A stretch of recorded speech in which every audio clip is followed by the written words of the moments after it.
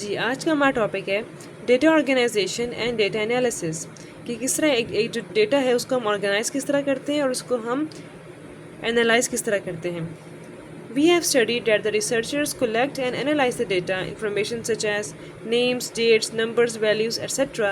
at various steps in a scientific method. कि एक scientific method के different steps पे जो researchers हैं वो उस data को किस तरह collect करते हैं और उसको किस तरह analyze करते हैं. This data helps them to make hypotheses from observations and to conclude results from experiments. ये जो डेटा है इससे जो ये साइंटिस्ट की हेल्प करता है कि उसमें से हाइपोथेसिस उसमें जो उन्होंने ऑब्जर्वेशंस की होती हैं उससे वो हाइपोथेसिस बना सकें और उस हाइपोथेसिस से पर जो एक्सपेरिमेंट्स करते हैं उससे वो फिर रिजल्ट्स बना सकें. In order to use data in scientific method, एक डेटा को साइंटिफिक मेथड में इस्तेमाल करने के लिए scientist have to organise and analyse it. तो अब उसको ऑर्गेनाइज कैसे करते हैं? Scientist organise the collected data in the form of graphs, tables, flow charts, maps and diagrams. ये सारे काम मतलब कंप्यूटर में होते हैं या आप यहाँ पे एक पेज पर भी आप बना सकते हैं. The collected data is analysed by using statistical methods like ratios and proportions. वैसे तो बहुत सारे मतलब स्टैटिस्टिकल मेथड्स होते हैं लेकिन एक सिंपल मेथड इन्होंने दिखाया है वो है ratios and proportions. The collected data is analysed by using a scientific method like ratios and proportions.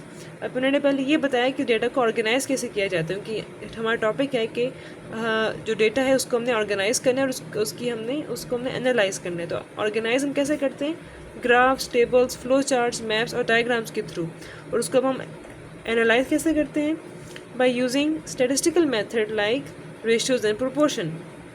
अब रेशो होता क्या है? A ratio is a relationship between two quantities of the same kind.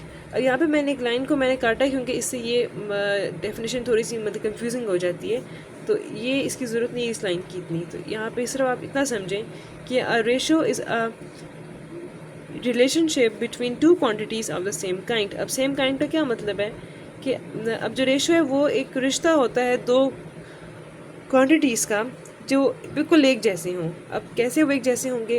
A pure number to a pure number. अगर एक side पे अगर ratio की इस साइड पे अगर प्योर नंबर है तो उसकी इस साइड पर भी प्योर नंबर होना चाहिए.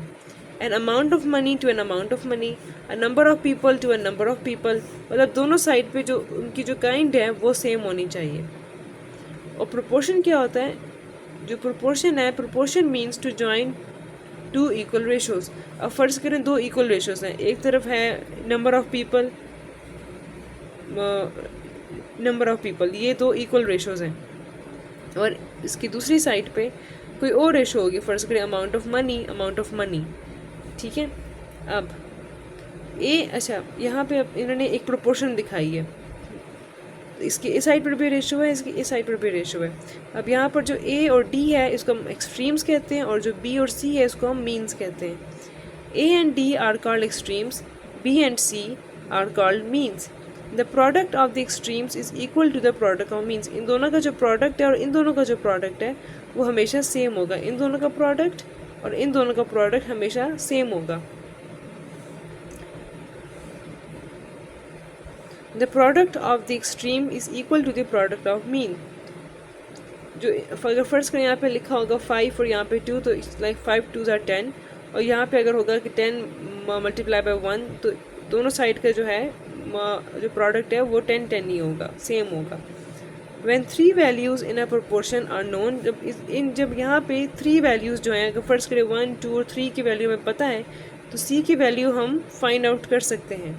For example, if a biologist wants to know how many sparrows would be infected with malaria if he allows Culex mosquito to bite 50 sparrows. अगर अभी for example if a biologist wants to know कि how many sparrows would be infected with malaria, अगर एक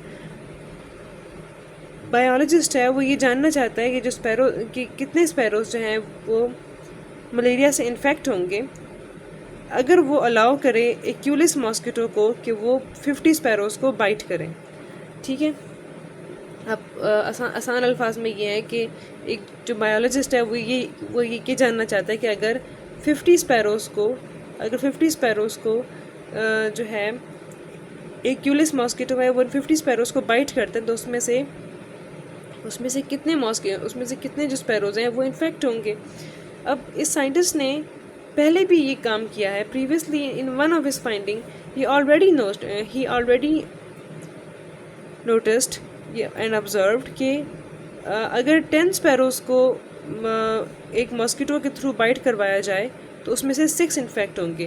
तो अब अगर 50 को bite करवाया जाए तो कितने होंगे? ये तो एक सिंपल मैथ्स का इक्वेशन बन जाती है। तो इसका आगे है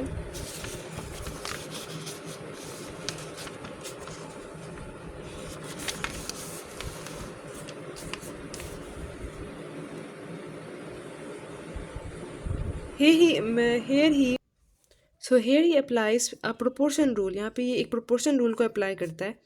A/B is equal to C/D। अब इन्होंने क्या किया है कि इन्होंने ये किया कि जो इन्फेक्टेड वाली साइड है वो हमें नहीं पता, और जो टोटल है वो 50 स्पैरोज़ हैं। इस साइड पर भी जो उसने एक ऑब्जर्वेशन की थी उसमें जो 10 स्पैरोज़ हैं वो यहाँ पे, और जो इन्फेक्टेड हैं वो यहाँ पे मौजूद है। अभी एक सिंपल मैथ का इन्होंने बनाया कि अगर 10 जो है उनको बाइट किया गया तो उसमें से 6 अफेक्ट हुए हैं। तो अगर 50 को अफेक्ट किया जाए तो कितने, अगर 50 स्पैरोज़ हैं तो उसमें से उनको बाइट किया जाए तो वो उसको मॉस्किटो के थ्रू बाइट करवाया जाए तो उसमें कितने अफेक्टेड होंगे? तो वो आखिर में आता है 30। So it means that if we allow Culex mosquito to bite 50 sparrows, 30 out of them will get malaria. So proportion method can be used to draw conclusions. As in the above case, we can find the fourth proportion of the data if three proportions are already available. अब जो proportion method है वो इस्तेमाल किया जा सकता है ताकि हम जो conclusion है, जो रिजल्ट्स हैं वो हम निकाल सकें।